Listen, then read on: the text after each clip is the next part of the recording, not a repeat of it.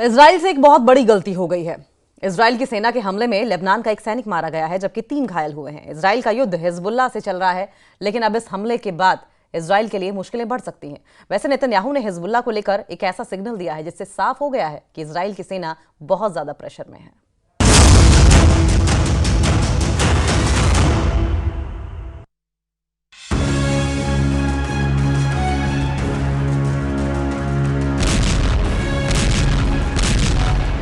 जब भी नेतन्याहू के सामने ऐसी तस्वीरें आती हैं, वो बेचैन हो जाते हैं।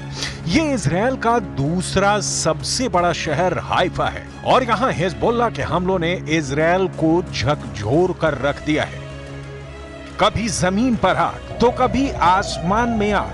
ये हिजबुल्लाह के रॉकेट हैं। नसरल्लाह को मरे 1.5 महीने से ज्यादा का वक्त बीत चुका है, लेकिन हिजबुल्लाह की आग इजराइल पर लगातार बरस रही है। हिजबुल्लाह के रॉकेट से बचने के लिए इजराइल की सड़कों से ऐसी तस्वीरें आती हैं। लोग अपनी गाड़ियों की आड़ में छुप जाते हैं ताकि किसी तरह रॉकेट की जद से बच सकें। इजराइल और हिजबुल्लाह के बीच युद्ध तेज होता जा रहा है और यही नेतन्याहू का सबसे बड़ा खौफ भी बन चुका है। इजराइल के बड़े अखबार हारेट्ज की यह खबर देखिए। इस खबर ने इजराइल के वॉर कैबिनेट को बेचैन कर दिया है, क्योंकि खबर में लिखा है कि नेतन्याहू लेबनान के साथ सीज फायर के बारे में सोच रहे हैं। खबर में बताया गया है कि लेबनान में ग्राउंड ऑपरेशन जारी रखते हुए भी नेतन्याहू कैम्प और हिजबुल्लाह के बीच सीज फायर की कोशिश जारी है और इसमें अमेरिका का भी दखल है। क्या यह माना जाए कि हिजबुल्लाह के हमलों के आगे नेतन्याहू ने सरेंडर करने का फैसला कर लिया है? वो अब हिजबुल्लाह को सफेद झंडा दिखाने लगे हैं ताकि लेबनान मोर्चे पर युद्ध खत्म हो जाए। इजराइल के अखबार हारेट्ज में छपी खबर तो यही बता रही है। क्या यह माना जाए कि नसरल्लाह के मरने के बाद हिजबुल्लाह के 10 कमांडरों को खत्म करने के बाद भी नेतन्याहू ने हैंड्स अप कर दिए हैं, यानी अब आगे का युद्ध लड़ना उनके बस की बात नहीं रही। अब तक नेतन्याहू ऐसा धमाका दिखाते रहे हैं। वो साबित करना चाहते हैं कि दक्षिण लेबनान में चल रहा ग्राउंड ऑपरेशन उनके कंट्रोल में है और हिजबुल्लाह बुरी तरह हार रहा है। इसी धमाके का दूसरा वीडियो देखिए। ग्राउंड ऑपरेशन के 1.5 महीने बाद भी दक्षिण लेबनान नेतन्याहू के कंट्रोल में नहीं है। इजराइल की सेना दक्षिण लेबनान में मौजूद है। दिन रात ऑपरेशन चल रहा है, लेकिन उसकी कामयाबी पर सवाल उठ रहे हैं। התיאור של המרחב הזה הוא ייתן לנו את תנאי הבסיס מפה לעשות את הדברים הנכונים כדי שבאמת בעמק למטה יהיה בטוח। गाजा में बमबारी के साथ साथ लेबनान की तरफ कूच करना क्या नेतन्याहू की सबसे बड़ी भूल साबित हुई है? क्या लेबनान में 13,000 से ज्यादा हमलों के बावजूद हिजबुल्लाह को पूरी तरह ना खत्म कर पाना इजराइल की सबसे बड़ी नाकामी है? इस वक्त दक्षिण लेबनान में नेतन्याहू की वॉर बैटरी कमजोर साबित हो रही है। हिजबुल्लाह के खिलाफ नेतन्याहू को छोटा रिचार्ज नहीं बल्कि हैवी बैटरी की जरूरत है, जो उनके युद्ध का बेड़ा पार लगा सके। इजराइल का दावा है कि उसने हिजबुल्लाह के सैकड़ों अड्डों को खत्म किया है। 27 सितंबर को नसरल्लाह के मारे जाने के बाद से अब तक कोई शक नहीं कि इजराइल की बमबारी के आगे हिजबुल्लाह लाचार साबित हुआ है। बेरूत में जब जब बम गिरता है, हिजबुल्लाह की सांस रुक जाती है। לפעילות הקרקעית בדרום לבנון, אנחנו ממשיכים לתקוף מהאוויר. אנחנו תוקפים בכל רחבי לבנון, מהדחיה ועד דמשק. בשבוע האחרון תקפנו יותר מ-300 מטרות מהאוויר ברחבי לבנון. מתוכם כ-40 מטרות בלב הדחיה בביירות.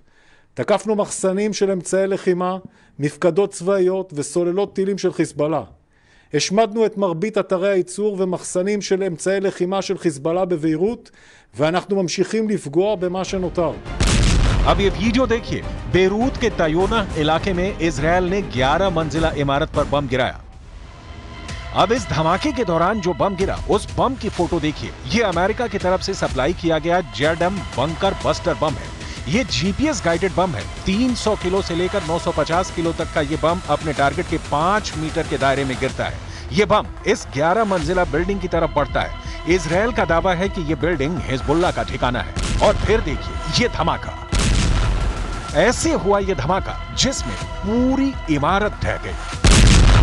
1000 मौत, 2000 मौत, 3000 मौत, 3452 लोगों की मौत।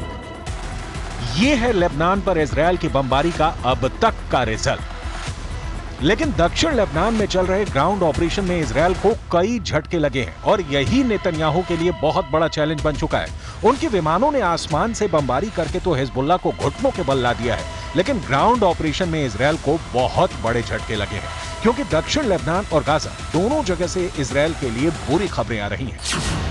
दक्षिण लेबनान में हिजबुल्लाह का दावा है कि वो इजरायल के 95 से ज्यादा सैनिकों को मार चुका है, जबकि 7 अक्टूबर से अब तक गाजा युद्ध में इजरायल के 783 सैनिक हमास के हमले में मारे जा चुके हैं। सवाल है कि इतनी लाशों को देखकर इजरायल की वॉर कैबिनेट में क्या चल रहा है? नेतन्याहू वॉर रूम में क्या फैसले ले रहे हैं?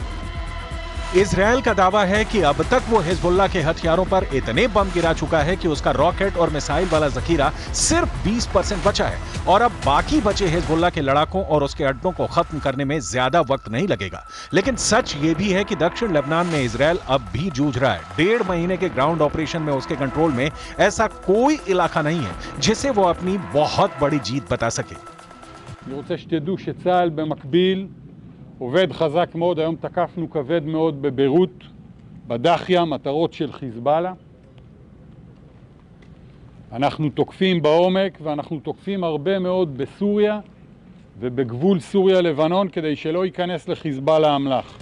नेतन्याहू के जनरल बड़े बड़े दावे कर रहे हैं, लेकिन सच ये है कि खंडहर बन चुके गाजा और लेबनान के कई बड़े इलाकों में अब भी इजरायल की सेना की नींद उड़ी हुई है। गाजा और लेबनान में लाशों का पहाड़ खड़ा करने के बावजूद हमास भी बाकी है, हिजबुल्लाह भी। इजरायल के लिए मैसेज साफ है, लेबनान और गाजा में जितने इजरायली टैंक फट रहे हैं, ऐसे हर धमाकों के साथ साबित हो रहा है कि हिजबुल्लाह और हमास कमजोर नहीं हुए हैं। नसरल्ला और सिनवार के मारे जाने के बावजूद दोनों की ताकत बरकरार है। एक तरफ लेबनान के ग्राउंड ऑपरेशन में इजरायल की सेना लगातार हमले झेल रही है, तो दूसरी तरफ गाजा में इजरायल के टैंक और बख्तरबंद गाड़ियां रोज फोड़ी जा रही हैं। बेंजामिन नेतन्याहू की सेना ने पूरे गाजा पट्टी को मिट्टी में तब्दील कर दिया है और बेरूत का भी यही हाल है। दक्षिण लेबनान में तो हिजबुल्लाह के छापामार लड़ाकों ने इजरायल को फंसा कर रख दिया है। इजरायल के नए रक्षा मंत्री इजरायल कार्ड्स दावा कर रहे हैं कि हिजबुल्लाह हार चुका है, लेकिन दूसरा सच यह है कि दक्षिण लेबनान में इजरायल की फौज अब भी ग्राउंड ऑपरेशन कर रही है। बेरूत पर अब भी बम गिराए जा रहे हैं। क्या लेबनान में नेतन्याहू का युद्ध वाला मकसद पूरा हो चुका है? इस सवाल के 5 जवाब हैं जो नेतन्याहू को बहुत ज्यादा परेशान कर सकते हैं, इसकी पूरी गारंटी है।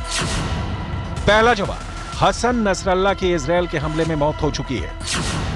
दूसरा जवाब, उत्तरी इजरायल में अब भी हिजबुल्लाह के बम फट रहे हैं। तीसरा जवाब, लेबनान में 3500 लोगों की मौत हो चुकी है, लेकिन इजरायल का युद्ध जारी है। चौथा जवाब, 1.25 महीने के बाद भी इजरायल का लेबनान में ग्राउंड ऑपरेशन चल रहा है। पांचवा जवाब, हिजबुल्लाह के कई कमांडर मारे जाने के बावजूद उसकी लीडरशिप बरकरार है। با قوت و قدرت تداوم داره، هم در لبنان هم در غزه و فلسطین. این مجاهدت ها قطعاً به دنبال خود پیروزی حق را، پیروزی جبهه حق را. दक्षिण लेबनान में चल रहे ग्राउंड ऑपरेशन में इजरायल को बहुत बड़ी कामयाबी नहीं मिली है। हिजबुल्लाह बार बार इजरायल पर एंटी टैंक मिसाइलों से हमला कर रहा है और उसके गुरिल्ला युद्ध पर काबू पाना इजरायल के लिए बहुत जानलेवा साबित हो रहा है। इजरायल के बम के खौफ से दक्षिण लेबनान के बहुत से छोटे बड़े कस्बे खाली हो चुके हैं। लोग घरों को छोड़कर उत्तर की तरफ जा रहे हैं। करीब 3,2500 लोगों की मौत और 3,500 लोगों के घायल होने के बाद आगे ये युद्ध कब तक चलेगा, ये सिर्फ नेतन्याहू जानते हैं।